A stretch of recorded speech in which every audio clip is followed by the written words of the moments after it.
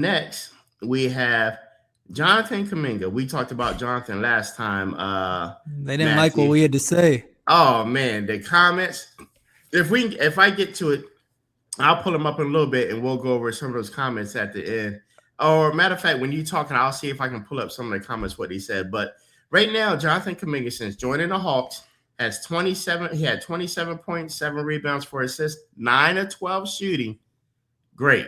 17, 9, and 3 with 5 of 9 shooting. Didn't take as many shots, but 5 of 9 was still kind of efficient. Then he came out with 20 points, 7 rebounds, 3 assists, 7 of 10 shooting. And what makes it so bad, Matthew, the Hawks announcer took shots at the Golden State Warriors. And listen, for all y'all people that talked about me and Matthew and commented about the Warriors, the announcer themselves says, "Thank you, Warriors. How do you give up on a guy this young with that much ability?" So what are your thoughts? Is he making out good with the Hawks? They hate it when we compared him to Trey Young, and was it a good trade? I mean, look, he's making out fine so far. It's 3 games in, but yeah, he's like a streaky shooter, rangy guy, good athleticism, a lot of potential. But the people in the comments acting like he's the second coming of Christ. And like, I just don't know that. I mean, the people that were in the comments were acting like, oh, you guys are such casuals because you don't realize that Jonathan Kuminga is actually the best player to ever play. Well, I mean, yes, he's got a lot of potential. Yes, he might be good. Yes, he might make a couple all-star teams, but miss me with this. Like, Steve Kerr is I don't want to say one of the best coaches in the league, but certainly top 5. So certainly has his issues, but certainly would know how to evaluate talent. Weighed next to the fact that the team is so dominated by Steph that you have to play Steph's style because it's won you championships. But I mean, I think despite what the Twitter GMs say, like, I think the guy knows how to evaluate talent. I think the Golden State Warriors organization knows how to evaluate talent. And if he was really like a more athletic, rangier version of Kawhi Leonard, I think we would all know that by now. But the people in the comments, seem to, be basketball experts, and they seem to know that this guy is going to be in a rivalry with Ant and Luka and SGA for best player in the league. And maybe he is. And if he is, then, we're wrong. But I see him having potential. Maybe he could average 20 points a game. Maybe he could take the Hawks to a lower end of the playoffs.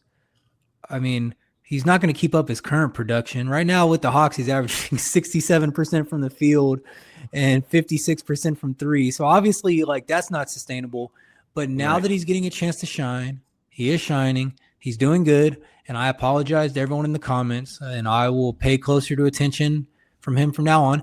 And I think it is true, because sometimes when you say something about basketball that people don't agree with, there's a tendency to say, oh, you don't watch the games, or you're a casual. So let me like say my God honest amount of basketball watching. I watch every Kings game because I'm a fan of the Kings. And so whoever plays the Kings, I watch them once or twice a year. So I see everybody once or twice a year. And then obviously I live in San Antonio, so I watch most of the Spurs games.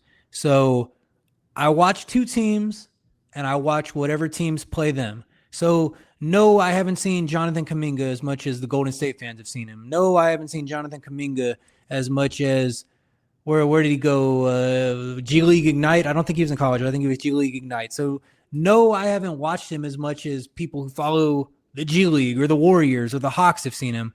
But from my sample size, I think he's very good, and I'd be curious to see what his full potential is.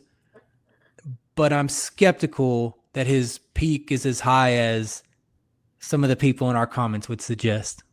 All right, here we have it.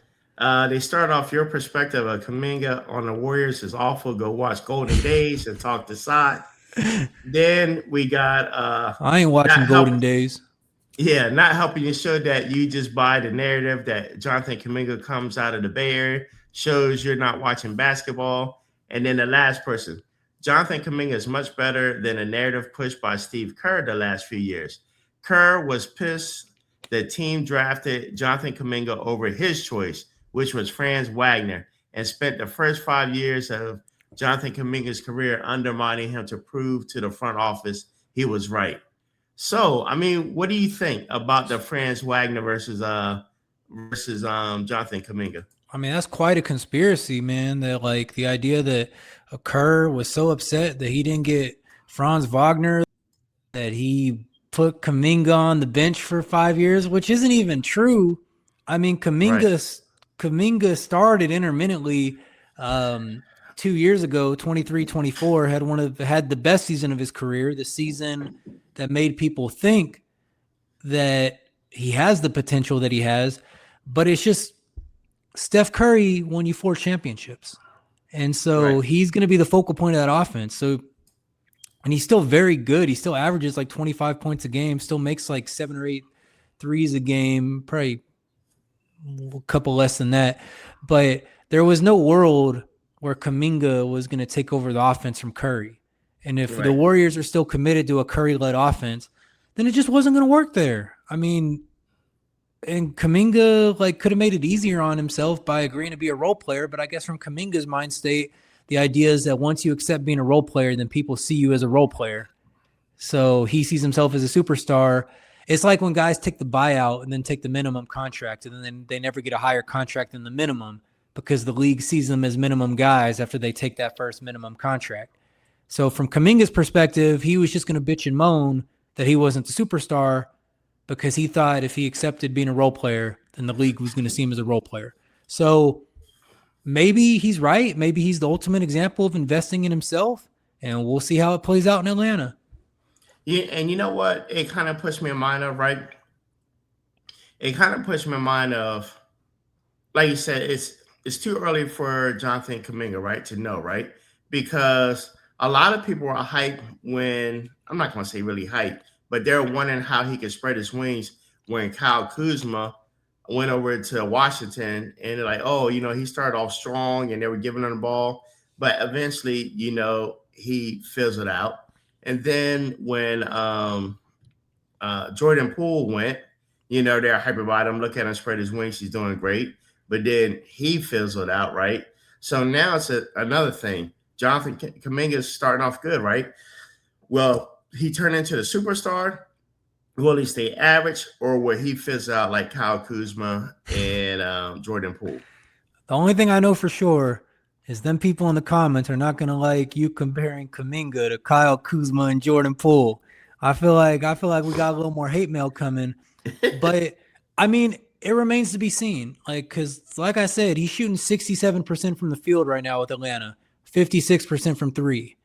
We know he's not going to do that for a whole season. Nobody does that. Right. But how precipitous is the decline? Is he still going to be averaging about 20 points on 50% shooting? Because if he's doing that, and he's also playing some defense, and he's also stretching out the defense in different ways when he's on offense, showing them different things, showing him that his shot can fall reliably so he can get some easy runs to the rim. I mean, we're going to have to see what happens, but there's going to be a moment where we can decide if we were right. And I don't even think we're hating on him. I think we're just saying wait and see because, you know, anything can happen. He had a lot of opportunity in Golden State. Let's see what happens. But I don't think it'll be like Kuzma. I think no matter what, he will. I think what if things don't work out in Atlanta and he starts complaining about his role there? Then you start to wonder if it's even like an athleticism thing or if it's never going to be happy with his role. I mean, there's a lot of things that can happen. Right. I want to see more than 3 games before we declare him the next Kawhi. Right. So on here, I'm looking at the career averages, right? Side by side of those 3. Jonathan Kuminga is 12.5 points, 4 rebounds, 1.8 assists. And most people note him as having he's an athletic forward, efficiency and role is still growing. But then you look at Kyle Kuzma, you get tickled every time about Kyle Kuzma, right? He is 16.7, 6.2 rebounds, 2.7 assists. They know that he's a scoring forward, solid rebounding. That's about it. Jordan Poole, 7 seasons in, 16.6, 2.6 rebounds and 3.7 assists. They know him as a scoring guard, but he does more playmaking than grabbing boards. He does. I would say that's generous. Him doing more playmaking. I haven't seen a lot. Yeah. I've watched a few Jordan Poole games. I haven't seen a lot of playmaking out there. But Yeah. I mean, what we're gonna see with Kuminga, but hopefully his post Golden State career looks a little better than Jordan Poole's a year from now, 2 years from now. And according to the people in our comments, it will. Well, there is hope, Matthew, because they sent him to Atlanta versus sending him to the Wizards. Well, you go to Washington. Your days are numbered. Count your days once they send you to Washington, because your next step's Beijing or